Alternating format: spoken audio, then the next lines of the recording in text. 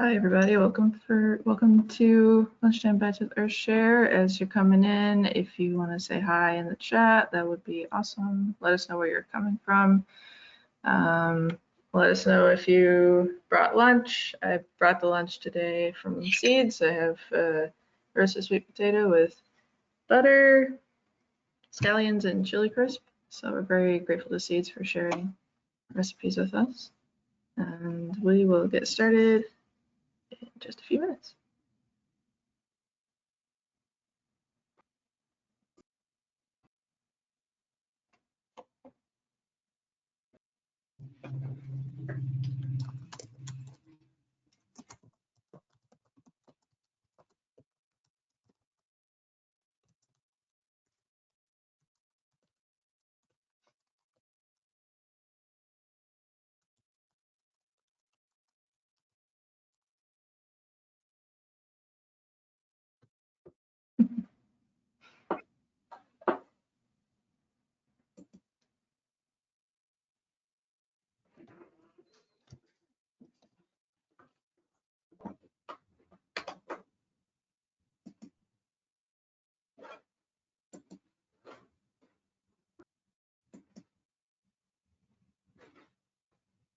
Welcome again to Lunchtime Bites with Earthshare, North Carolina. We're glad that you're here. As you're coming in, you can say hi in the chat.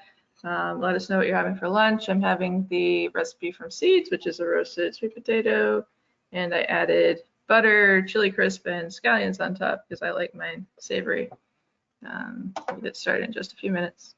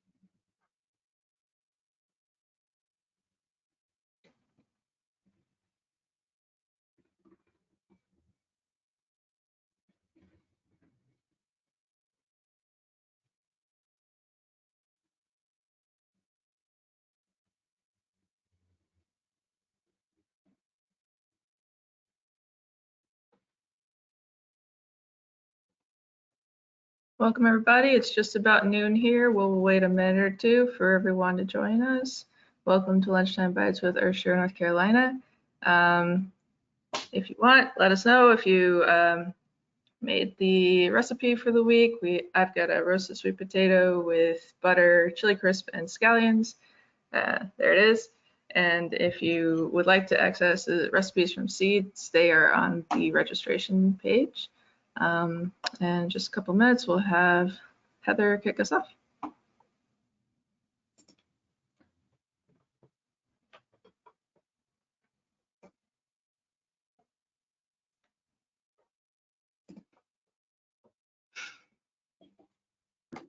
Jim Warren told us to smile more on the panel. Here we are.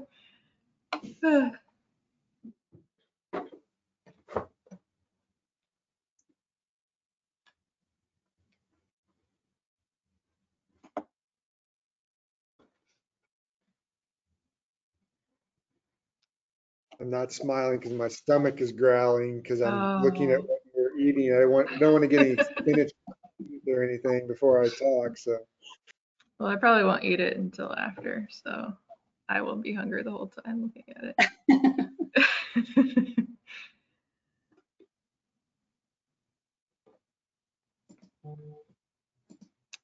Okay. I think just a minute. We'll have Heather get started. Once again, welcome to our Lunchtime Bites with Earthshare, North Carolina. Just checking in, everybody is eating during the call. It's totally recommended. I made the recipe from seeds, which was available on the registration page. It's roasted sweet potato. I like things savory, so I put chili crisp and butter and scallions on top. If you missed it and you want to go get the recipe, it's on the registration page. Yeah, I think we'll get started. Heather, do you want to give us a little welcome? Yes, absolutely. We are so happy to have you here. And if you haven't put it in the chat, do let us know who's on and say hello and where you're from. And so we'll all know who we're having lunchtime bites with today.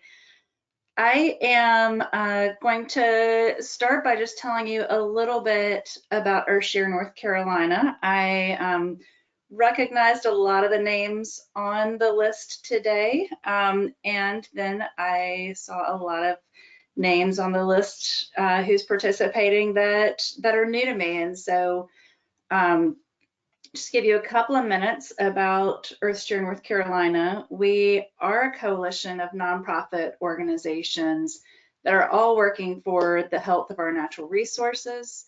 And these natural resources, they're the foundation for North Carolina people's health and quality of life. And so they are working on protecting the health of our lakes and rivers and coast, making sure waters are swimmable and fishable. They are working for air quality that's safe for all North Carolinians, land use that supports healthy and sustainable food, access to wild lands that feed our soul and our physical and mental health. And they do this in any number of ways through programs and policy and research and education. And I'm so glad that you're here today to get to hear a little bit more specifically about the work of two of our groups. We are 28 nonprofits make up the coalition from North Carolina, as well as national nonprofits who are working on causes at a level that transcends state borders.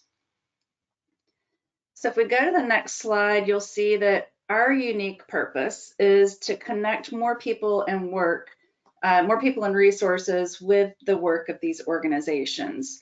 This is two things that are critical to the work of our nonprofits and the causes that they're dedicated to, is having more people who are aware of and engaged in the work and more resources to fuel these programs. So we partner with companies across the state to make these connections, connect people like you on the phone with the work of our member nonprofits through your employee engagement programs. And so we're very, again, pleased that you're here today. If we go on to the next slide, you can see an image that includes the logos of all of our member nonprofits, and you may see organizations there that you have volunteered with that are near and dear to your heart. I feel sure that you also see logos of organizations that you're unfamiliar with, and all of these organizations are working from Murphy to Manio on issues that impact us all. So again, I'm so pleased to have the chance to introduce you to the work of two of our member nonprofits, and we are going to start with Kate Dixon, the Executive Director of the Friends of Mountains to Sea Trail, and I know you will enjoy this presentation. Thank you. Well, thank you very much. I'm, first of all, delighted to be part of Earthshare. We've been a member group for 12 years or so, and it's great to just appreciate all the support that we get. And I'm so glad to be here to talk to you about our work today. Is my screen being shown now, or have I done that? You're showing your browser. I don't know if you need to switch to.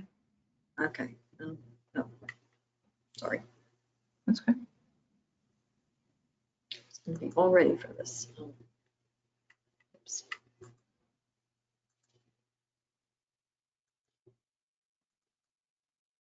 I should have it all set up for you. No, I'm ready. Okay.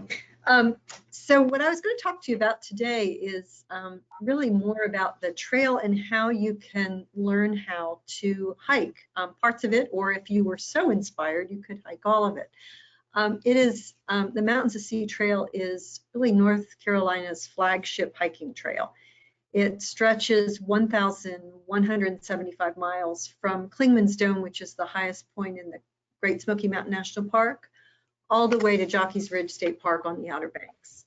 And it really just it covers a diversity of the state. Some of it is what most people probably think of when they first hear about long distance trail. You tend to think of, say, the Appalachian Trail or the Pacific Crest Trail and what you might imagine that to be.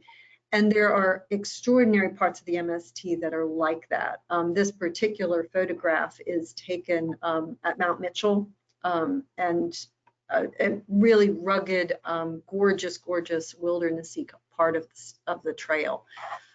It's also a great place to see a whole diversity of wildlife. I like this photograph, not just because of the tree frog, but also because it gives you a sense of what the signage system looks like. And that white circle that you see on the sign, that's actually what our blaze is. So if you were hiking across the state, you would be looking for that white circle. It's a 3-inch white circle, and you would, if you were walking through the woods, you would be looking for that that blaze, that white blaze, to follow across the state. But the trail is not all wildernessy areas. It also, it's an amazing way to see the diversity of North Carolina. And it takes you through a lot of small towns. This particular photo is taken in a place called Glencoe, which is a historic textile mill village that's on the Haw River in Alamance County. Really lovely. It takes you past through historic sites. This is Bentonville Battlefield, which is a state historic site in southern Johnston County. And just lots of places to enjoy nature, learn about history, and also meet people who are, North Carolinians. One of the things that people who hike the entire trail say, that this is one of the best parts of being on the MST, because you can meet so many different people. It's very important, if you haven't read the sign on this gentleman's in his kitchen, but it's a very good burger. It's Shine, North Carolina. So the trail is primarily natural surface hiking trail, and it's built and maintained by volunteers. We have a huge group of volunteers who build and maintain trail, and if that's something that seems appealing to you, please reach out to us. It's not only a great way to work in the outdoors, but people get to know all the other volunteers in their area, and it becomes a really close group of people who enjoy working together. So most of the trail that is on trail are natural surface hiking trail, not entirely. I'm going to tell you a little bit more about some other places too. But our goal is that the trail will be 100% off-road. But at the moment, if you were interested in hiking all across the state, we have connecting road segments, and we try and use quiet country roads as much as possible. So you follow trail, and then if there's no trail, then there's a connecting road. And this is just an example of what that might look like. In the coastal plain, we also have an option for completing the trail of paddling the Neuse River. And there are probably a lot of people who do that too. The route overall, it goes through 37 counties and 41 towns. This particular photograph is taken in Clayton, and that is the MST right there. And this map shows you the trail across the state. And the way to understand this map is that the red is where the trail is on trail now, or it might be on a forest road or on a beach. And that totals about 720 miles of trail. The black solid line is where the trail route is currently on roads, and then and we're working to get it off of that. And then you can see dots. That's where the trail is envisioned to go. And the blue line that you see, that is the paddle route on the Neuse River. So thousands of people are hiking on the MST every day. Most people who hike it are out for day hikes. The trail on the left, by the way, that is Greenway in Smithfield along the Neuse River and Buffalo Creek. And on the right-hand side, this is near Elkin, beautiful trail that's been built actually on privately owned land with permission from the landowners. And most of our hikers, as I mentioned, are day hikers, or they might be sort of weekend people. These are the two most famous people that we are aware of who have ever hiked the MST. That's President Obama hiking towards you, and Michelle Obama behind. They didn't seem to have brought their best hiking boots to Asheville. They were vacationing in Asheville, and they went out to hike on the trail. And this was the official White House photo of the day. It's a fun day for us. And this gives you some of the information that I just shared about the length of the trail and how much of it is completed on trail, and then the connecting routes, etc. But our goal is that eventually the trail will be 100% on trail. How is the trail managed? The trail is an official part of the state park system, but it's a weird animal in that because they don't manage all of it. The trail crosses land that's owned by lots of different entities, so like the Blue Ridge Parkway as an example. And then we are the sort of the glue that holds it all together as a volunteer group. And we do a whole lot of different things. We not only do a lot of volunteer work, but we're also the primary source of information about how to use the trail. And State Parks doesn't fund our work except for occasional grants for tools and bridges. We're really a separately operating nonprofit, although very cooperative with everybody. So quickly, how can you find information about how to hike the trail? First of all, we have a really great website. We've worked really hard on it, and people who hike really, really like it. So I hope you'll visit it. And it's mountains2seatrail.org. All you have to do is go to Google and type in Mountains to Sea Trail, and you'll find it. We have the very first part of the navigation menu is the trail, and you can see it. I've shown here on this screenshot just different options under that. The first one, the interactive Google map, takes you to a screen that looks like this, and you can use this to zoom in. And also, if you look over on the left-hand side here, available map layers, like if you wanted to know where to park, if you press that little parking button, you'll get all of the trailhead locations, and you'll be able to get directions to go where you want to go. On another page of the website is this trail segments, and if you wanted to, you can use this map to say, oh, I want to go in this, this general area of the state, and click on the segment number, and it'll take you to a page. You can also scroll down on that page and find a little bit more information about each of those segments. And you'll see up at the top, it says sort by activity. Say you're a person who hates to hike, but you love to paddle. You can press paddling there, and it will just show you the segments where paddling is a possibility. If you click on, say, segment 10, it will take you to a page specifically about that, where you can download trail guides, find day hike information. And if you scroll down on that page, it'll take you to information about a trail app for that particular segment. So if you are looking for sort of advice about where you're not a long distance hiker, you're just looking for day hikes, UNC Press, we just worked with them on this wonderful new guide about day hikes on the MST.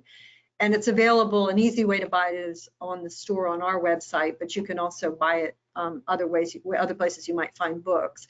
And this has 40 really wonderful hikes all over the state. And we've actually created what we call the 40 Hike Challenge. If you're interested in seeing all of them, you can take that challenge, and if you complete all of them by March 2013, we will give you a patch in recognition of your accomplishment. So look for that on our website. Lastly, if you Okay. want to do more of the trail, either just to explore new areas, or you're even interested in hiking statewide, we also have the trail guides that are available on the website, but also we have them in a printed version too.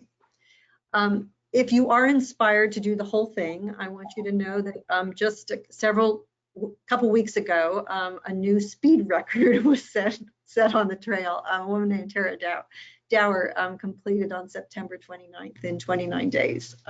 Really incredible. And it was really fun to watch her make this incredible journey across the state. Well, thank you again. And I'm open for any questions if there's time or if you have any. So thanks. Awesome, Kate. Thank you so much. We had one question about, well, from Jim Warren, he asked how the campsites are along the trail. So there are certain places along the trail where they're typical campsites like you would expect, anywhere else on the long distance trail like the Appalachian Trail.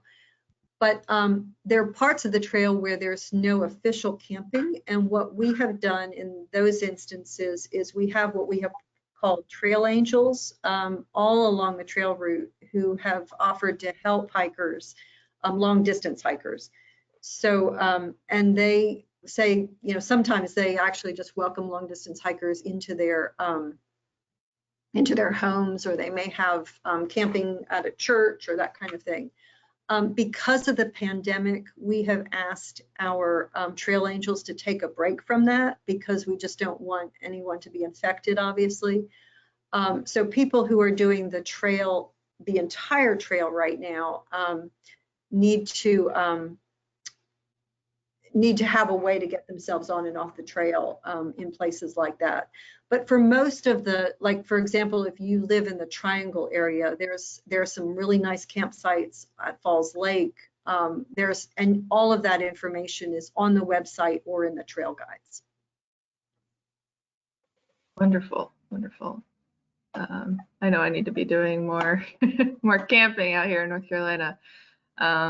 Great. Thank you again, Kate. And I'm going to switch gears and make John the presenter. John is the executive director of Catawba Riverkeeper Foundation, and he's going to share with us about their work.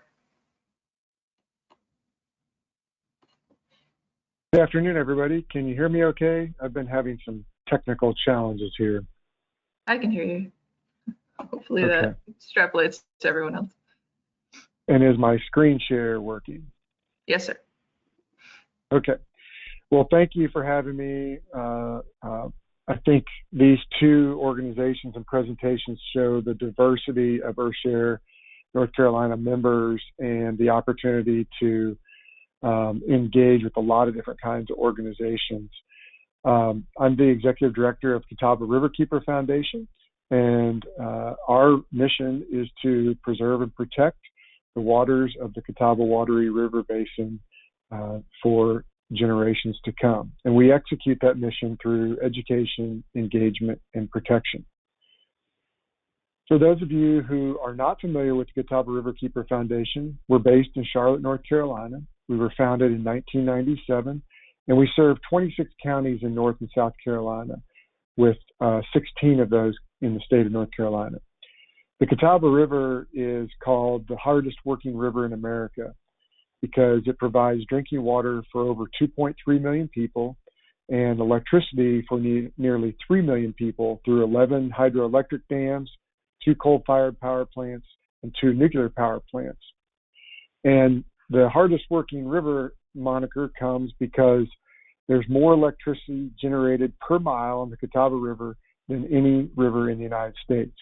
We have just over 5,000 miles of river, creeks, and streams. And as I mentioned, 11 lakes that are created from 11 hydroelectric dams. Our two main focus areas are water quality and water quantity. Water quality is definitely the most visible thing we've been doing over the last 23 years. This has included removal of over 100 million tons of toxic coal ash from the banks of North Carolina rivers in partnership with the Southern Environmental Law Center and many of the other 11 Riverkeeper organizations across the state in a settlement with Duke Energy to excavate the coal ash ponds that have been sitting on the banks of these rivers.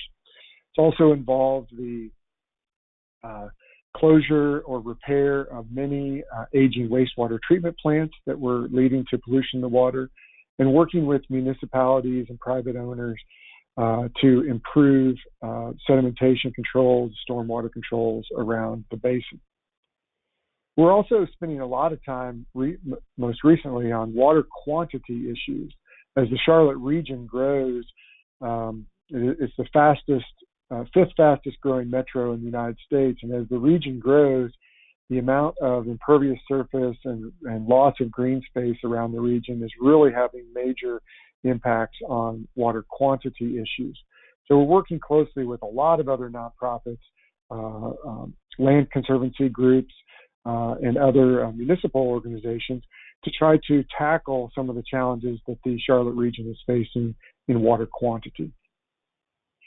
So why does this matter to the everyday person? I see many on the list who are from the Charlotte area, and even if you're not, these issues affect you and your basin as well. And I would encourage you to reach out to your local Riverkeeper group and seek out opportunities to work with them.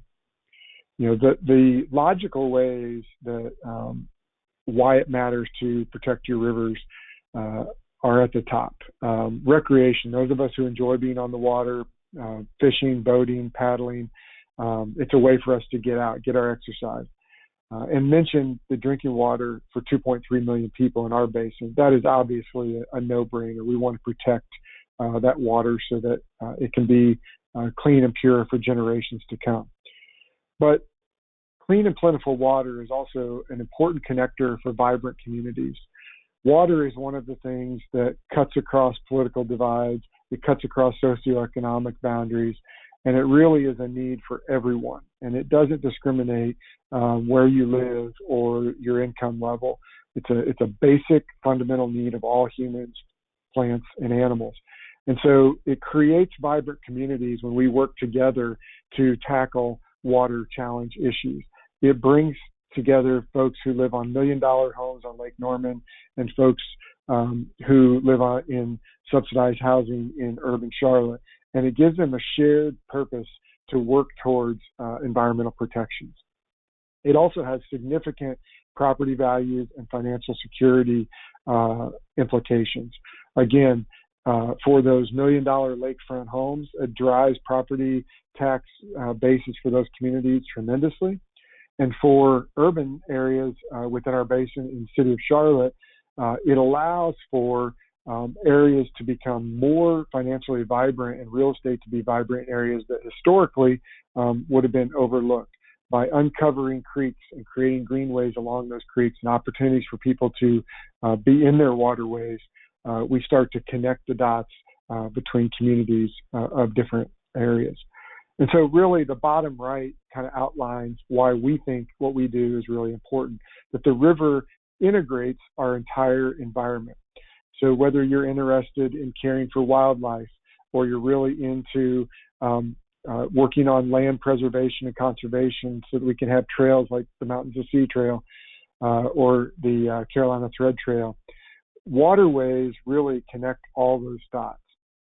And when we take care of our waterways, we have better areas to build those trails along those waterways. We have better habitat, healthy habitat for wildlife, and obviously we have human health improvements when we have healthy water.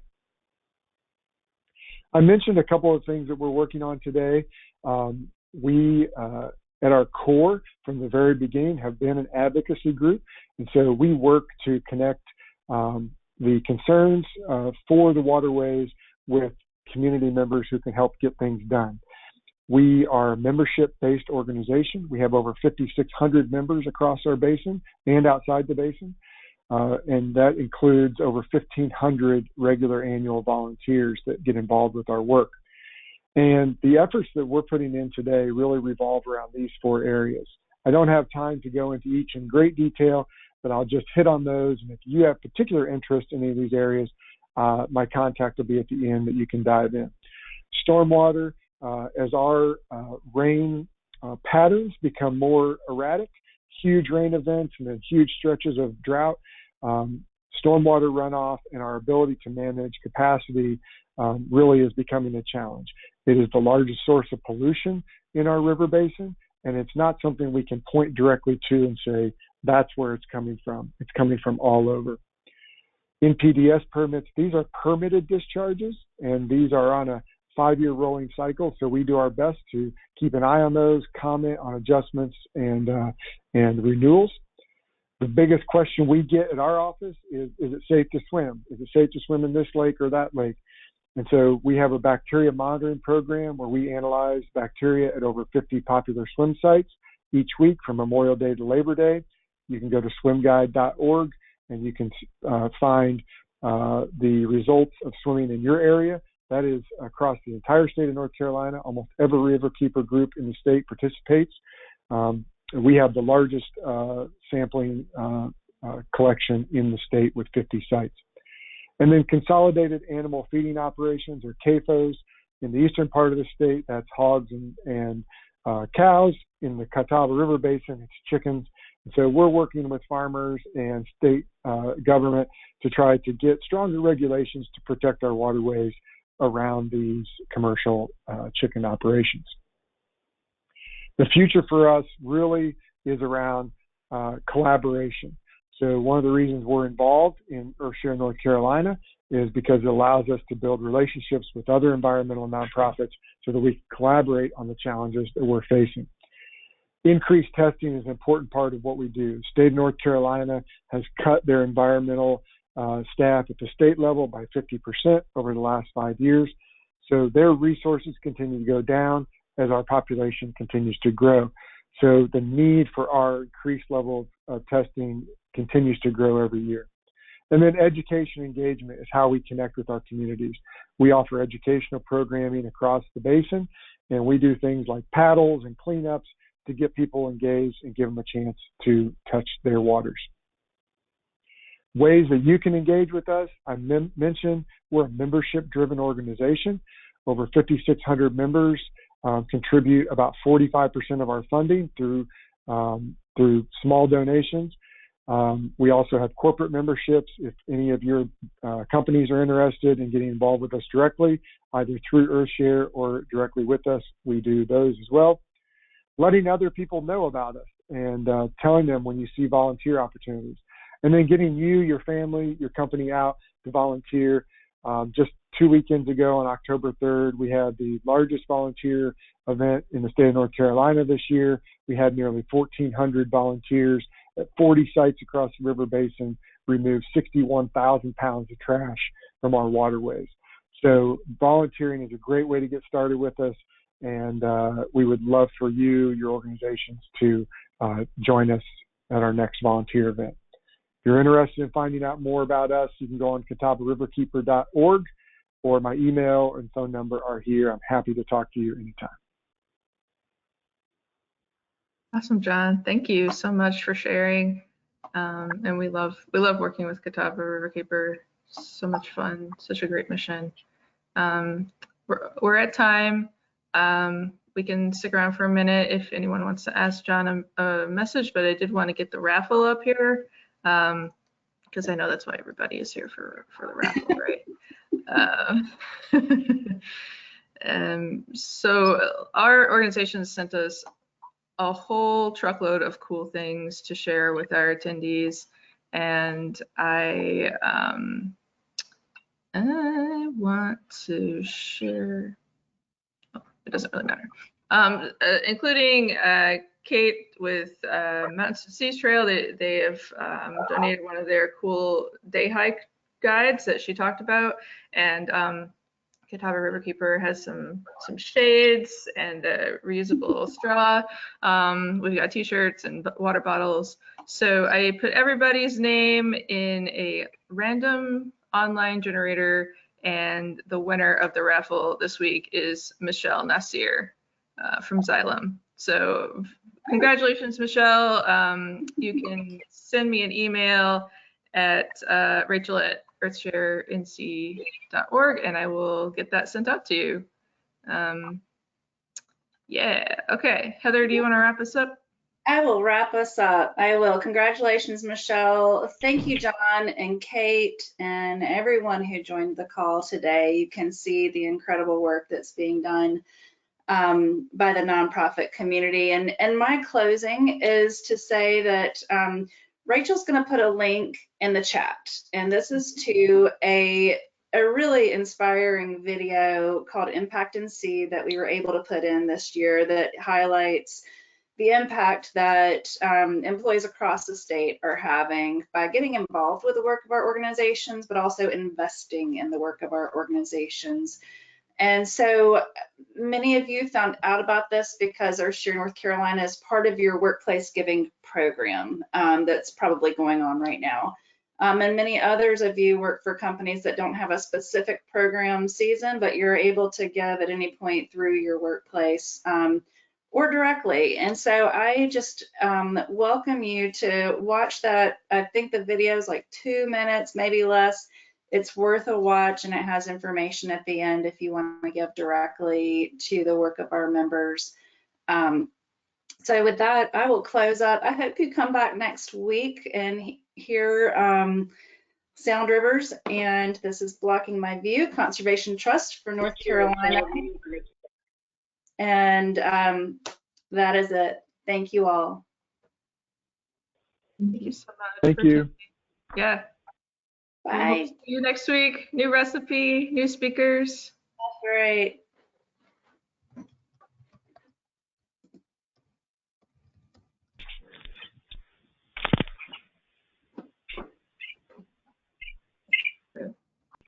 All right, I'm going to end it, and we'll see everybody next week. Thanks for coming. Thank you.